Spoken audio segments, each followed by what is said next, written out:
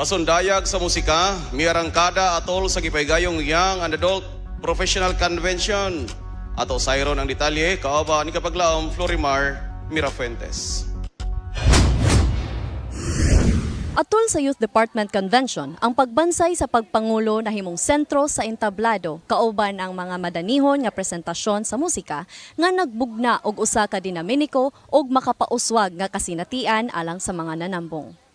Ang pagkumpleto sa pagbansay sa pagpangulo mao ang makapadasig nga mga pasundayag sa musika nga mas nakapadugang sa dimensyon sa kalihukan.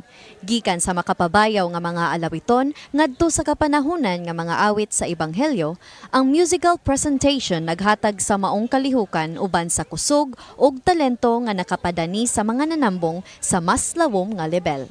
Through incorporating musical presentations, leaders become efficient and effective. By means of providing a successful musical performance that will motivate Christians in praising and worshiping God. Kaya diba, one way of sharing God's message is through singing and sharing your talents.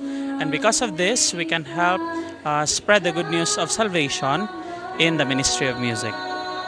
Ang kombinasyon sa pagbansay sa pagpangulo ug mga presentasyon sa musika nakamugna og usa ka synergistic nga atmosfera, nagpalambo sa koneksyon ug inspirasyon sa mga partisipante.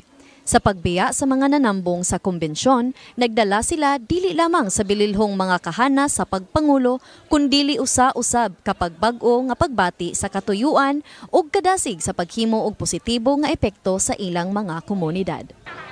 Usa ka malampusong kalihukan alang sa mga organisador sa maong convention nga nagpasiugda sa kamahinungdanon sa paghiusa sa lain-lain nga mga elemento sama sa musika ngadto sa mga programa sa pagpalambo sa pagpangulo.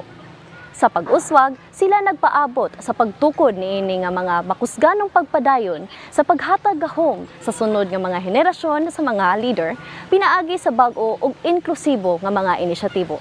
Gikan din sa Western Mindanao Adventist Academy, Zamboanga del Sur, kini si Florimar Mirafuentes, alang sa Mizpa Live News and Commentary.